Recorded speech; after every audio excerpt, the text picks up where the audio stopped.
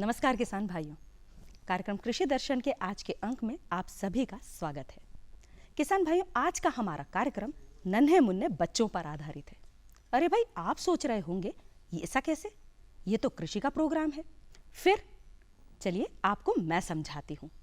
किसान भाइयों, जैसे हम अपने नन्हे मुन्ने बच्चों के शरीर में जब पोषक तत्वों की कमी हो जाए, जैसे कि प्रोटीन, विटामिन, मिनरल, इन सब की कमी से उनकी बढ़वार ठीक ढंग से नहीं हो पाती, वो बीमारियों से घिर जाते हैं। इन सब से बचने के लिए हम उन्हें पौष्टिक आहार की संपूर्ण मात्रा देने में कोई भी कोर कसर नहीं छोड़ते। ये बात तो आप मानते ही होंगे। और अगर यही बात हम अपने पेड़ पौधों, विशेष करके उद्यानिकी पर लागू करें, तो जैसी समस्या हमारे अंदर वैसी ही उनमें भी। आज के कार्यक्रम में हम आपको बताएंगे कि कटहल में फलन की समस्या से कैसे निजात पाई जाए। लेकिन इन सबसे पहले अब समय हो चला है कृषि के समाचार जानने का। तो चलिए कार्यक्रम की शुरुआत करते हैं मंडी भाव के साथ में खबरें खेती की से।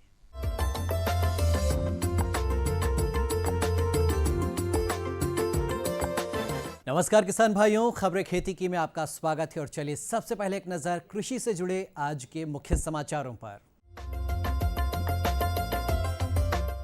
कृषि संगणना के लिए राज्य समन्वय समिति गठित। गेहूं की फसल में सामयिक कार्य, सब्जी उत्पादन में सामयिक कार्य, इस मौसम में पशुओं की देखभाल कैसे करें, और रीपर कम बॉन्डर। राज्य शासन ने वर्ष 2015-16 की कृषि संगणना के लिए कृषि उत्पादन आयुक्त की अध्यक्षता में राज्य स्तरीय समन्वय समिति का गठन किया है। ये समिति संगणना के साथ ही मुख्य फसलों का क्षेत्रफल तथा उत्पादन संबंधी अनुमानों के समय पर भेजने की योजना, फसल सुधार सांख्यिकी योजना तथा सिंचाई युक्त योजना के क्रियान्वयन के अनुमोदन एवं प्रगति की समीक्षा करेगी। समिति के सदस्य प्रमुख सचिव राजस्व, किसान कल्याण तथा कृषि विकास, उद्यानिकी एवं खाद्य प्रसंस्करण आयुक्त, भू अभिलेख एवं बंदोबस्त, आर्थिक एवं सांख्यिकी संचालक किसान कल्याण तथा किसान विकास, संचालक सह आयुक्त उद्यानिकी एवं खाद्य प्रसंस्करण एवं संचालक राष्ट्रीय सूचना विज्ञान केंद्र भारत सरकार होंगे। गेहूं की इस अवस्था में पानी की कमी नहीं होनी चाहिए। बारिश की संभावना नहीं है, अतः किसान भाई सिंचाई करें। गेहूं में तीसरी अवस्था 70 से 75 दिन पर बालियां बनने की स्थिति में सिंचाई अवश्य है। साथ ही गेहूं एवं अन्य फसलों में दीमक एवं जड़माहू की रोकथाम के लिए सिंचाई के समय क्लोरोपाइरिफॉस 20 EC 2 लीटर प्रति हेक्टेयर के हिसाब से दें।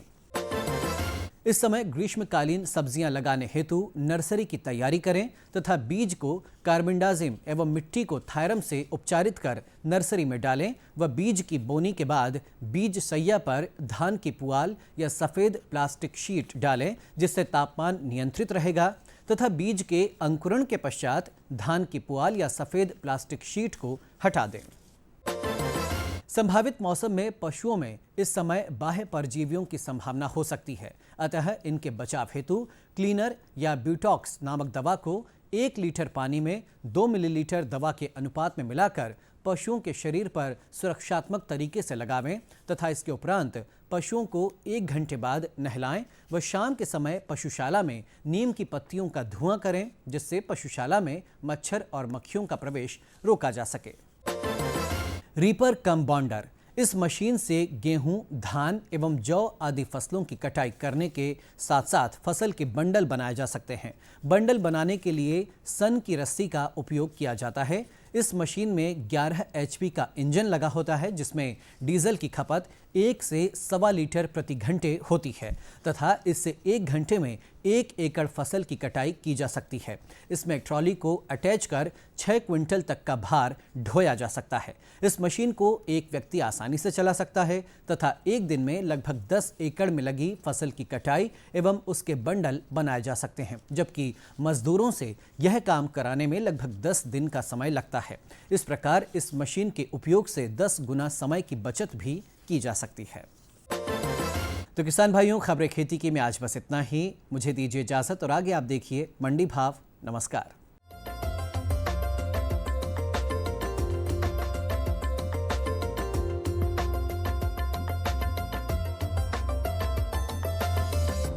धान के प्रति क्विंटल भाव इस प्रकार हैं। बालाघाट में न्यूनतम भाव 1332 रहा, वहीं अधिकतम भाव 1499 रुपये रहा। सतना में न्यूनतम भाव 1100 रुपये रहा, वहीं अधिकतम भाव 1555 रुपये रहा। पिपरिया में न्यूनतम भाव 2005 रहा, वहीं अधिकतम भाव 3251 रुपये रहा। मंडला में न्यूनतम भाव 1470 रहा, वहीं अधिकतम भाव 1500 रुपये रहा। आइए अब बात करते हैं गेहूं की। आगर में गेहूं का न्यूनतम भाव 1680 रहा, वहीं अधिकतम भाव 1770 रुपये रहा। सीहोर में न्यूनतम भाव 1600 रुपये रहा, अधिकतम भाव 2011 रुपये रहा। अब्दुल्लागंज में 1753 रहा, वहीं अधिकतम भाव 2151 रुपये रहा। खरगोन में न्यूनतम भाव 1751 रहा, वहीं अधिकतम भाव 1929 रुपये रहा। आइए अब बात करते हैं सोयाबीन की। राजगढ़ में न्यूनतम भाव 2701 रहा, वहीं अधिकतम भाव 3275 रहा। काला पीपल में न्यूनतम भाव 2550 रहा, वहीं अधिकतम भाव 2950 रुपये रहा। बड़नगर में न्यूनतम भाव 2804 रहा, वहीं अधिकतम भाव 3200 रुपये रहा। जबलपुर में न्यूनतम भाव 2740 रहा, वहीं अधिकतम भाव 2740 रुपये रहा।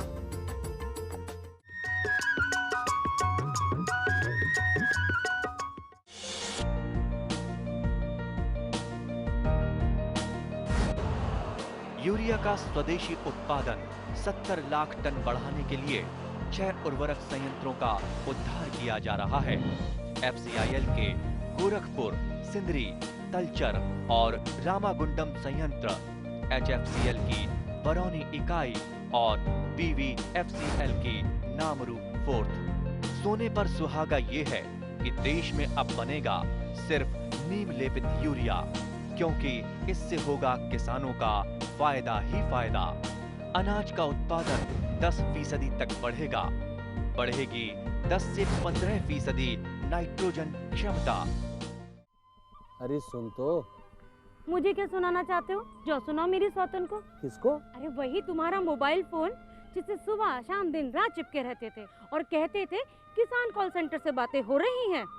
अच्छा ये बात है। हाँ क्यों, क्या हुआ? अब बात नहीं होती क्या? अब तो झट से बात हो जाती है। ऐसा क्या? हाँ, अब तो ज्यादा लाइनें और खास तकनीक के कारण खेती के माहिरों से तुरंत बात हो जाती है। और अगर कभी लाइन व्यस्त हो तो अपनी समस्या फोन पर रिकॉर्ड करा दो, वहाँ से फोन आ जाता है और समस्या की हल का मैसेज भी आ जाता है। ये देखो आ गया। अरे वाह, इसका मतलब इंतजार की घड़ी अब खत्म। हाँ, तभी मैं सोचूं कि आजकल मुझ पर इतना प्यार क्यों आ रहा है। कृषि संबंधी समस्याओं का अपनी भाषा में तुरंत हल पाने के लिए पूरे भारत में किसी भी फोन से हेल्पलाइन नंबर पर संपर्क करें। किसानों का दोस्त किसान कॉल सेंटर। ये बदलाव क्या है भैया? ये बड़े काम की चीज है। इंसान की सोच में अगर बदलाव आ जाए तो सब कुछ मुमकिन है, सब कुछ संभव है। अब ये बदलाव फिर आ रहा है। हर सूरत की मुस्कान में वो आपको दिखाई देगा। तो चलिए एक नई शुरुआत करते हैं, कुछ बदलाव करते हैं। दूरदर्शन किसान, एक नया चैनल जहां बातें होंगी बदलाव की और आपके कल की बेहतर शुरुआत की। छेड़ो बातें बदलाव की।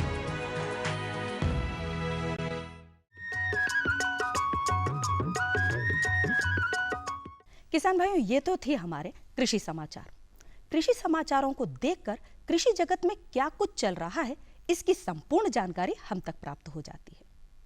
किसान भाइयों, अब हम बात करेंगे कटहल में फलन की समस्या की। किसान भाइयों, जैसा कि आप जानते ही हैं कि हमारे पेड़ पौधों में 16 विभिन्न प्रकार के पोषक तत्व पाए जाते हैं, जैसे कि कैल्शियम, मैग्नीज, आयरन, जिंक आदि।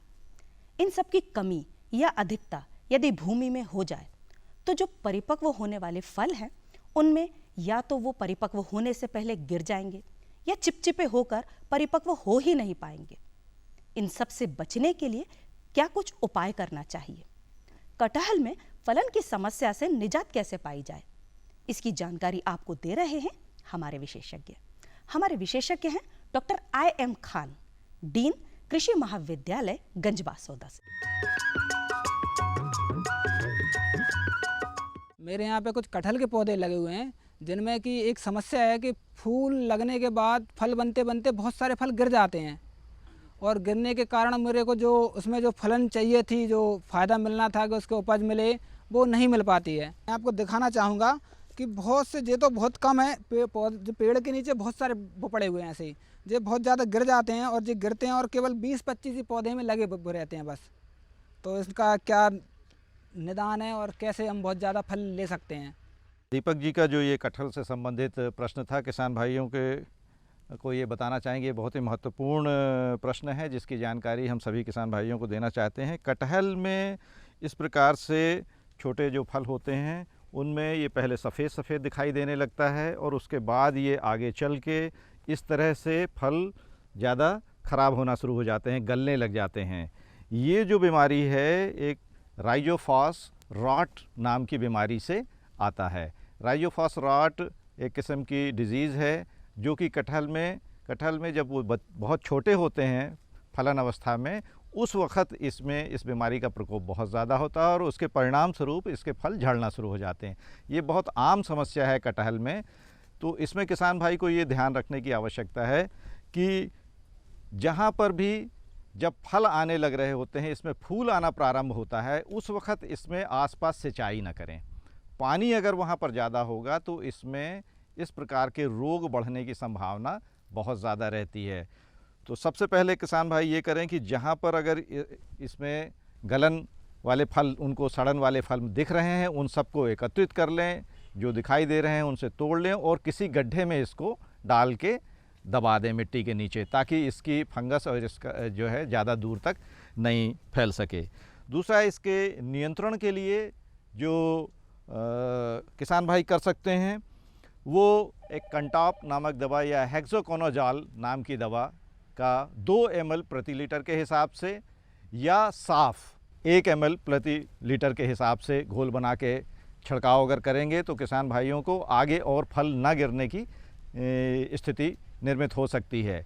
बाकी जो फल ख़राब हो गए हैं वो फल का सबसे सही तरीका ये है कि और आगे संक्रमण ना फैले, इसलिए आवश्यक है कि उसको एकत्रित करके गड्ढे में गाड़ दें। इसके साथ ही साथ इसमें एक और चीज़ें हमें किसान भाइयों को बताना चाहेंगे कि इसमें 2 किस्म के फल होते हैं, एक उसमें नर और एक मादा। किसान भाई कई बार इस बात को नहीं समझ पाते हैं कि ये नर फल है या मादा। इसको नर फल बाद में गिर जाते हैं, जबकि मादा फल बड़ा विकसित होकर कटहल का निर्माण करता है।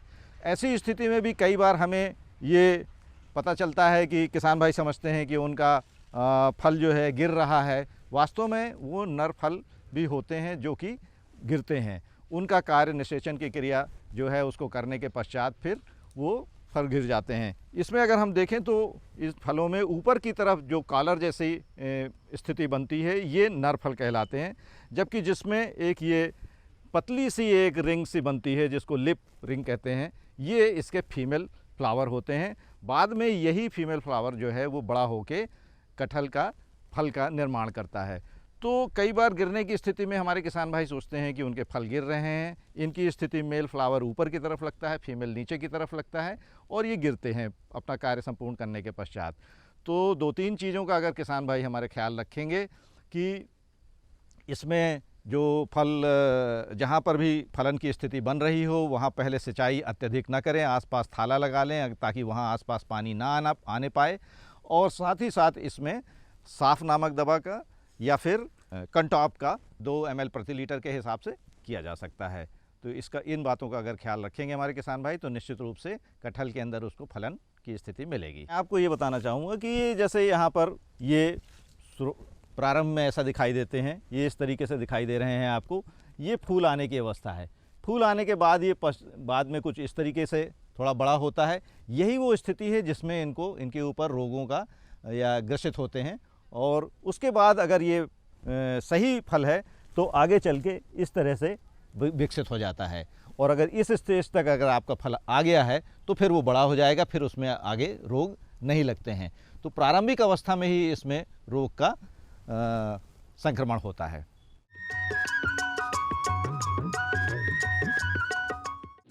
किसानों से होंगे सवाल, देंगे सटीक जवाब, तो जीतेंगे किसान कप। किसानों का खुला मंच, नजर रहेगी कृषि वैज्ञानिकों की। गोबर की खाद में हमारे सूक्ष्म पोषक तत्व भी होते हैं। किसान प्रश्न मंच, गुरुवार शाम 7:30 पर। डीडी किसान, बदलते भारत की शान। हम आ रहे हैं आपके गांव, सामान्य ज्ञान के पूछेंगे सवाल। भारत दूध उत्पादन में विश्व में किस नंबर पर आता है? और आपके ऑप्शंस हैं ए पहले, बी दूसरे, सी तीसरे या डी चौथे। सही जवाब दिया है। देखें घूमते फिरते रविवार सुबह 7:30 पर। डीडी किसान, बदलते भारत की शान। हर गांव को शिक्षा, हर हाथ को रोजगार, सुविधाएं बुनियादी हो या हो तकनीकों की भरमार, सांसदों की देखभाल से अब बनेगा स्मार्ट काम। डीडी किसान, बदलते भारत की शान।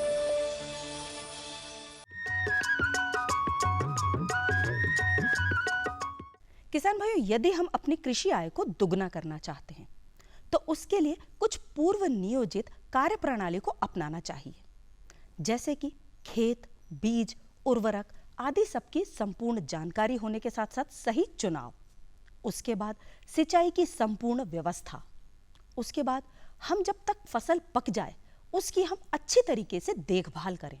फसल पकने के बाद उसकी सही ढंग से कटाई भी होना चाहिए। कटाई के बाद अनाज का सही ढंग से जो छटाई है या फिर उसकी जो सफाई है उसकी संपूर्ण व्यवस्था कर ली जाए। फसल का मूल्य संवर्धन अगर हम करेंगे तो दुगनी मात्रा में हमें आय प्राप्त भी हो सकती है।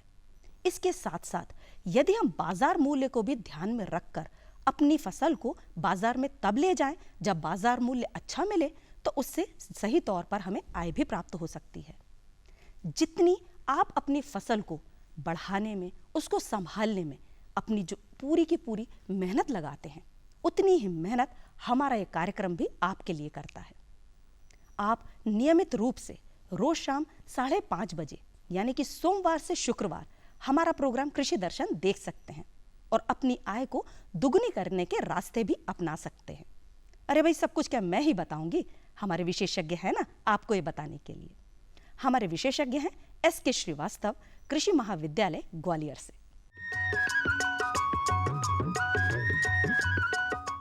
आप सभी लोग इस बात से भली भांति परिचित हैं कि हमारे माननीय प्रधानमंत्री जी कृषकों की जो समस्याएं हैं उसके लिए सदैव चिंतित रहते हैं और उस पर मंथन करते रहते हैं। कृषकों की समस्याओं को देखते हुए उनके ऊपर जो प्राकृतिक विपदाएं रहती हैं, विभिन्न प्रकार की अन्य ज़मीन से जुड़ी समस्याएं रहती हैं, इनको देखते हुए माननीय प्रधानमंत्री महोदय ने एक आह्वान किया है सभी लोगों को जो भी कृषि से संबंधित हैं कि आगामी 5 वर्षों में 2022 तक कृषकों की आय को, कृषक जो परिवार है उसकी आय को दुगना करने का एक लक्ष्य रखा गया है। आय को, न कि उत्पादन या उत्पादकता को। हालांकि उत्पादन और उत्पादकता ही आय से जुड़े हुए प्रमुख घटक हैं, लेकिन सारी चीज़ों को मिलाते हैं तभी वो रुपए में या आय में परिवर्तित होती है। तो किसान भाइयों, हम सभी लोग इस दिशा में प्रयासरत हैं। आप सभी का सहयोग यदि रहेगा तो निश्चित ही इस लक्ष्य को प्राप्त करने में आसानी रहेगी। इसकी शुरुआत में हमको कुछ बिंदुओं पे विशेष रूप से ध्यान देने की आवश्यकता है कि हम कहाँ कहाँ अपनी जो खर्चे हैं उनमें कमी कर सकते हैं और आमदनी बढ़ा सकते हैं।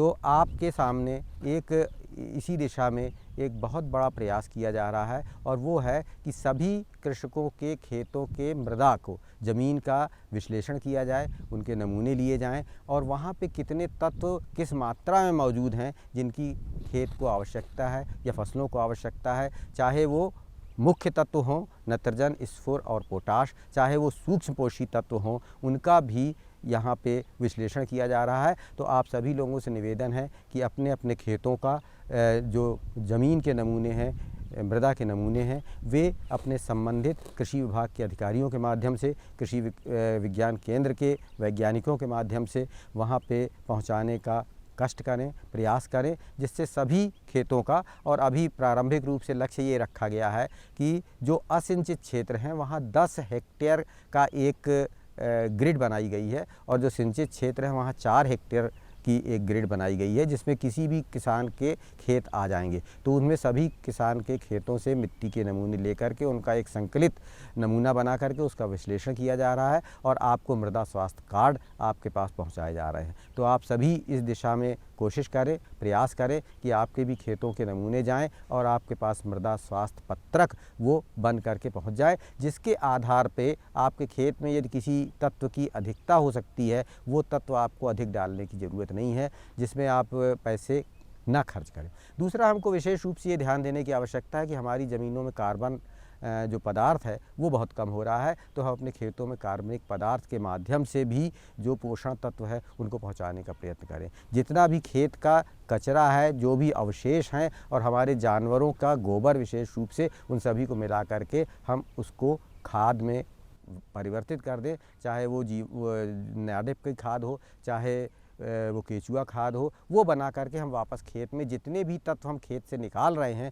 और जो हमारे पास मौजूद हैं, जिनको हम खाने में उपयोग में नहीं ला रहे हैं, फेंक दे रहे हैं, जला दे रहे हैं, उन सभी को वापस हम खेत में डालें। इससे हमारे जो खर्चे आ रहे हैं उन खर्चों में कमी होगी, मृदा की में कार्बन की मात्रा बढ़ेगी, और कार्बन की मात्रा बढ़ने से हमको बहुत सारे फ़ायदे हैं। विभिन्न जो पोषक तत्व हैं वो आसानी से फसलों को उपलब्ध होते हैं, और जो मृदा की नमी है ज़मीन की वो बनी रहती है। तो हमको सब पे विशेष रूप से ध्यान देने की आवश्यकता है। दूसरी चीज़, हमको जो प्राकृतिक विपदाएं हैं उसको भी ध्यान में रखते हुए माननीय प्रधानमंत्री महोदय ने एक बहुत ही महत्वाकांक्षी योजना फिर से पहले से चल रही थी, उसमें बहुत सारे सुधार किए गए हैं, और वो है प्रधानमंत्री फसल बीमा योजना। तो आप सभी लोग जो भी फसल उगा रहे हैं उन फसलों का उस बीमा योजना के अंतर्गत उसका पंजीकरण करवाएं, जिससे यदि हमारे सामने कोई भी प्राकृतिक विपदा आती है, चाहे वो हम पाले की बात करें, चाहे ओले की बात करें, या कीड़े के नुकसान की, बीमारियों के नुकसान की, उन सभी का जो हमसे नुकसान हो रहा है उस नुकसान की काफ़ी हद तक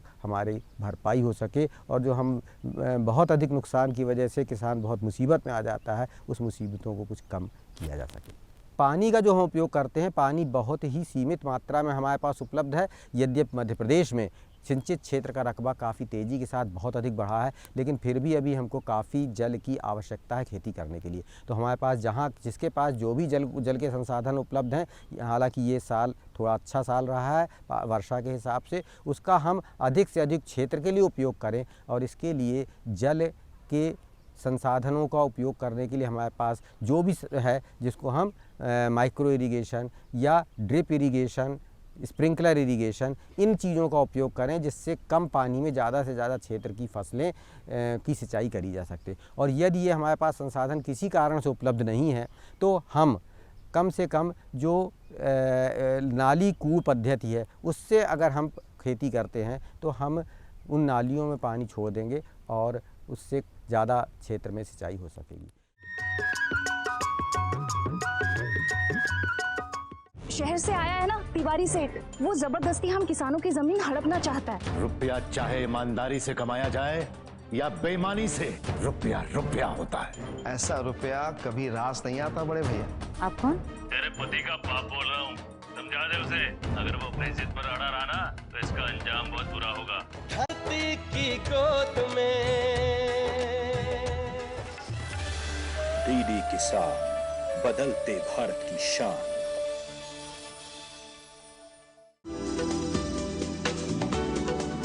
कौन जाने कब क्या होगा, मॉनसून का मिलेगा साथ या दिखाएगा बेरुखी, बादल गरजेंगे या बरसेंगे भी। ना हो परेशान, क्योंकि हम बताएंगे बदलते मौसम के पल पल का हाल। देखिए मौसम खबर सोमवार से शनिवार सुबह 8:30 पर। डीडी किसान, बदलते भारत की शान।